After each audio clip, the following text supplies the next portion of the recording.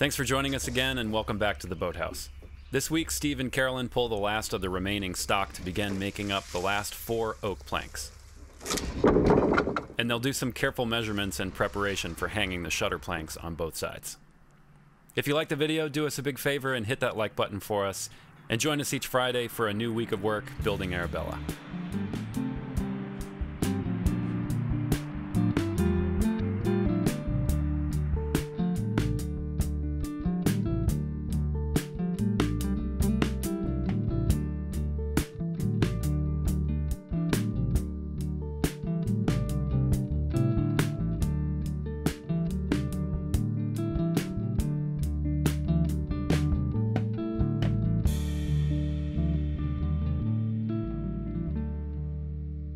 You ready? Ready. 1, 2, 3.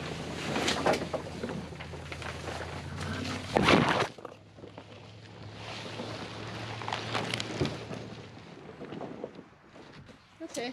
Thank you kindly. Welcome. What are we pulling? I think basically everything. Okay. But I'm gonna go through and cut some of them, these monsters up. Sure. Where they lay. Okay. Because at this point, we just got to get everything. We're going to use it all. So. Totally. This is the last of the big oak. So when we did the last round of milling, we took all of the best stuff and brought it up here and stacked it. And down by the wood yard is a whole other pile of moderate to mediocre stuff. And we hoped that the really good stuff here would be enough to get us the rest of the oak planking. And we are going to find out probably today. I'm going to go through and get these slice and dice down to more manageable boards. Some of them are huge and we can get a plank run out of either side of them. So get these brought down to something that is more manageable. And then I think tomorrow Nevin's going to come by and give us a hand and fire up the big monster thicknesser and start bringing these down. But we got to get 4 oak planks out of what's left in this pile. And I think it's going to take pretty much all of it. So let's get cutting these up and see what we got. Hopefully we have enough. I think we do. If not, we'll go down and hunt up one more board.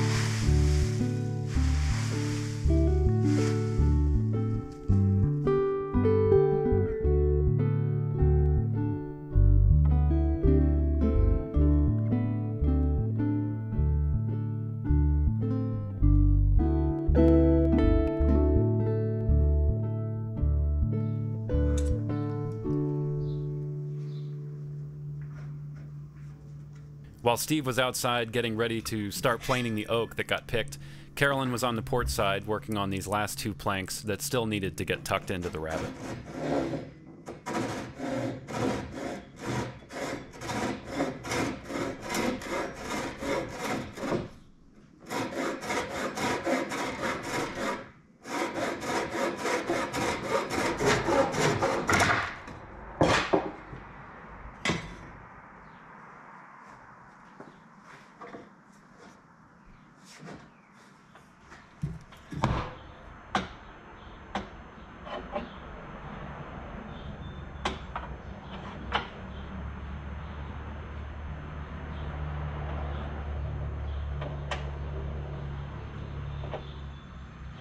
Ready to make some noise?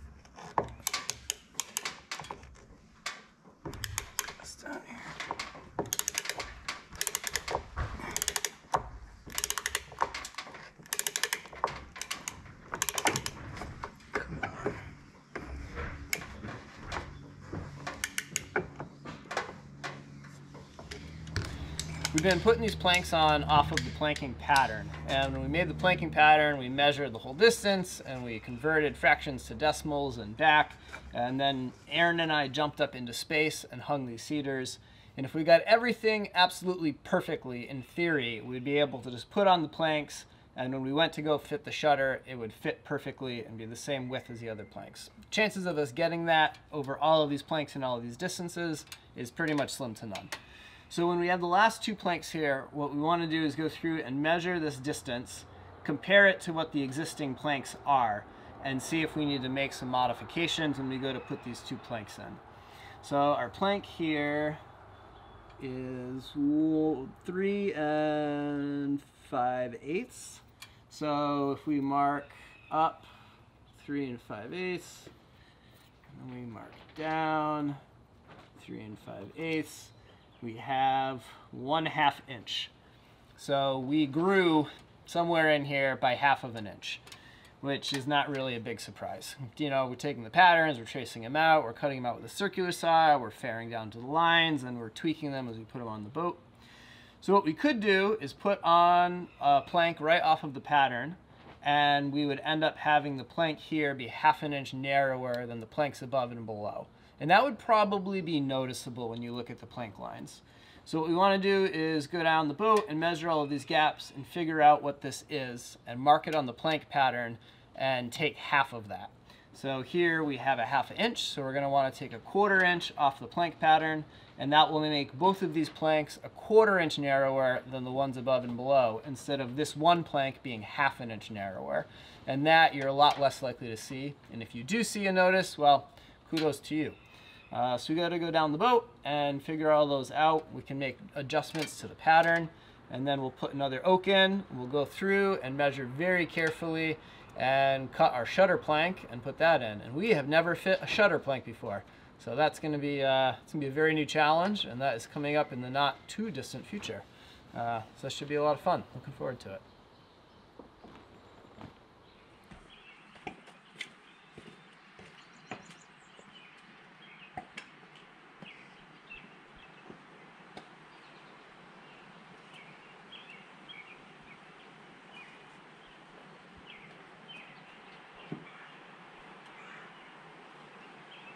We glued up the planks this afternoon and had some time to figure out what to do with, because they're sitting on the benches right now, drying or curing. And we figured that, like everything in this project, a little bit of forethought would go a long way. So we went and we picked up the spruce from the tree that we took down a while ago in the driveway. And that'll be the material for the main mast.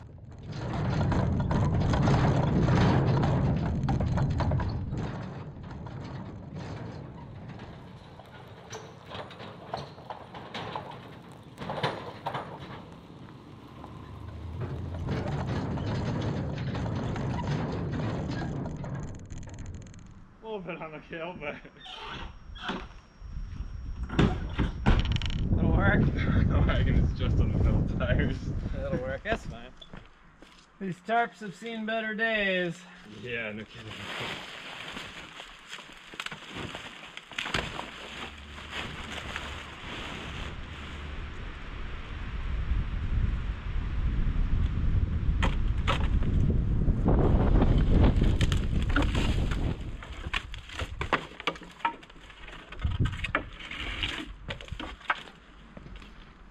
Give her a flip real quick.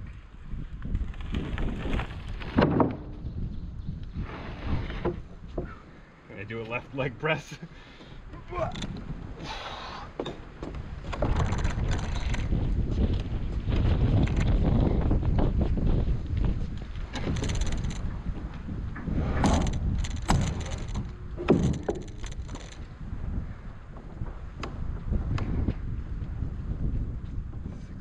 Do we dare? No. It's a lot of weight. Yeah, it is. I mean, you think it's heavier than those 2 oak logs that we put on from Belchertown? I was gonna say, we do load it up with firewood and... I'd say let's go for it. We're gonna have to try to fight it back in there again. I think we'll make it. Famous last words. Famous last words.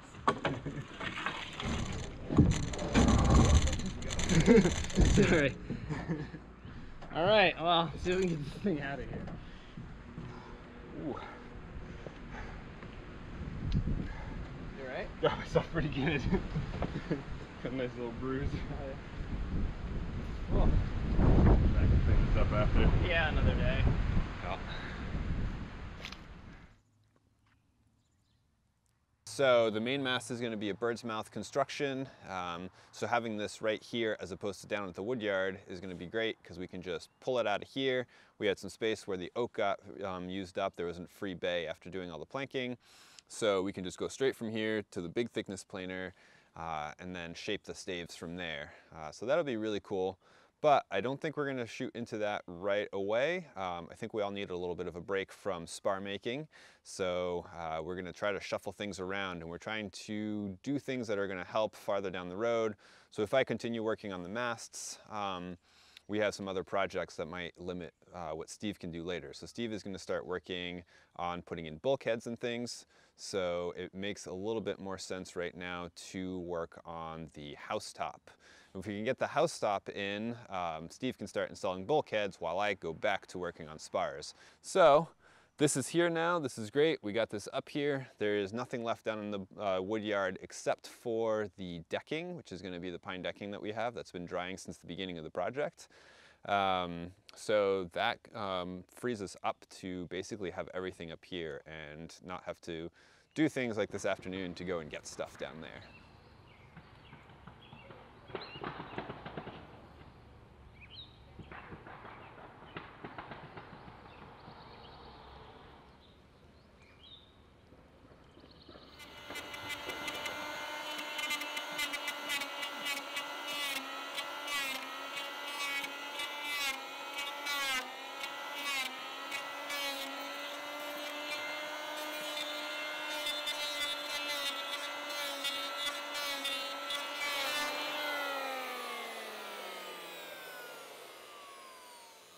So we're getting ready to put in the last 2 planks on either side, well, the last 2 oak planks. And so we're just trying to make sure we get a really nice fit for the last 2 planks. So instead of just throwing the pattern up there, we're actually going to take widths at each frame so that we can get a more accurate width for the pattern or for the plank overall.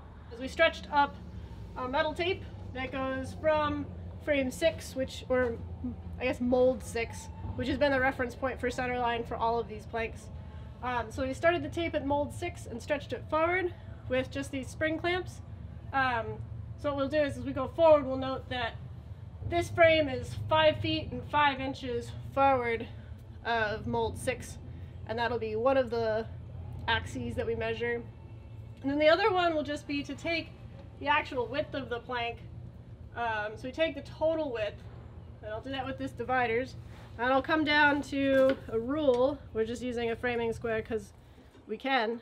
And we'll see, okay, so it's 8 and 1/4. So we want half of that, so 4 1/8. And we're just going to do that for the entire length of the boat. And then we'll take these measurements out to the plank and get a pretty accurate first almost shutter plank. Zip ties help.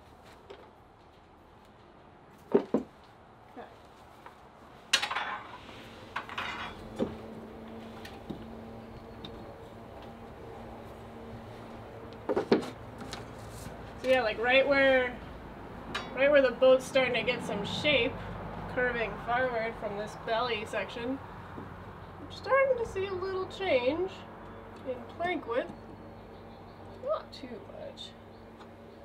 And again, this doesn't need to be wicked accurate. It's just a general idea, because then when we spring a batten to get a nice fair line from all these marks, they'll kind of fair themselves out,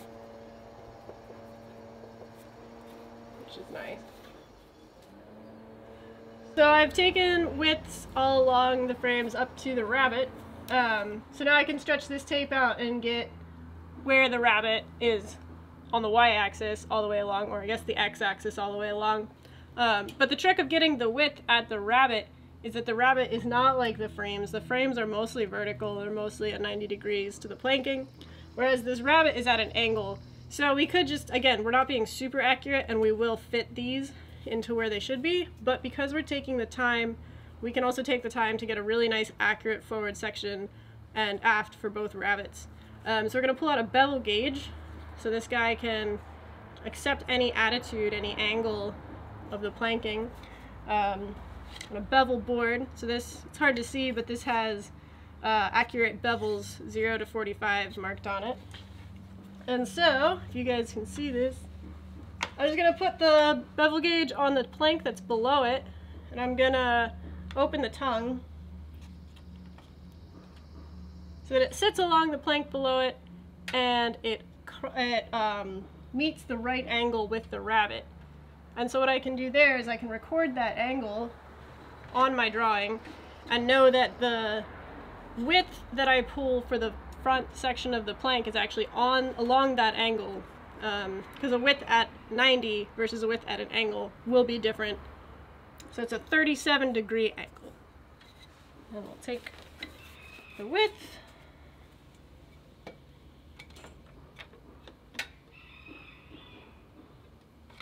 and divide that, and I'll just record that as X inches at 37 degrees. So that'll just give us a more accurate way to pattern the front end of the plank. And I'll do it in the stern as well. 4 1/8, 4 1/8.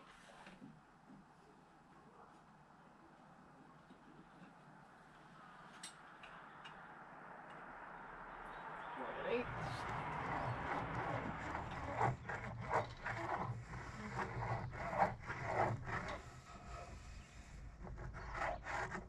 We're still using the planking patterns here because the bottom edge is nice and straight and they work great as a batten.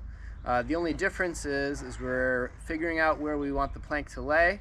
We're marking the bottom edge nice and straight, and then we're pulling the measurements off of the hull and measuring up and figuring out what that top shape needs to look like. It's very similar to what the pattern is, it's just a little bit narrower.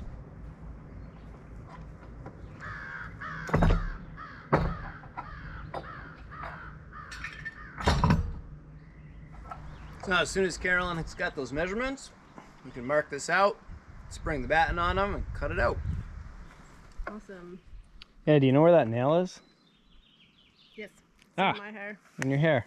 It's a good storage facility. It is a great storage facility, actually. I don't really have that. I mean, I could store things in my beard, I guess. People consider that less sanitary, though. It's kind of rude.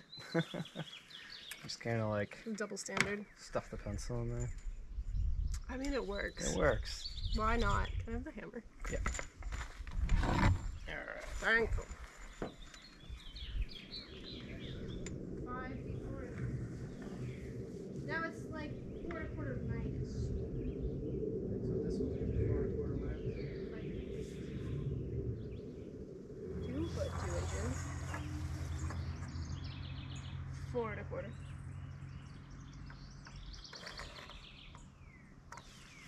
3 foot 4 inches. Oh, I guess 4 1/4. How consistent. 4 feet 4 inches.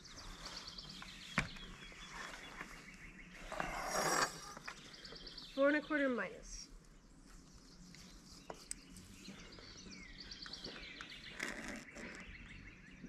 Okay. 5 foot 3 inches.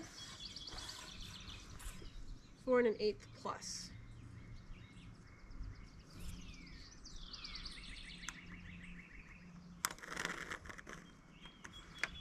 6 foot 4 inches. 4 1/8. Thanks for watching, and hope you liked the video. Come back next week to see Steve and Carolyn get closer to hanging the shutter plank, and Alex will put the final coats of varnish and paint on the mizzen mast. Hope everyone has a great week, and we'll see you here next Friday.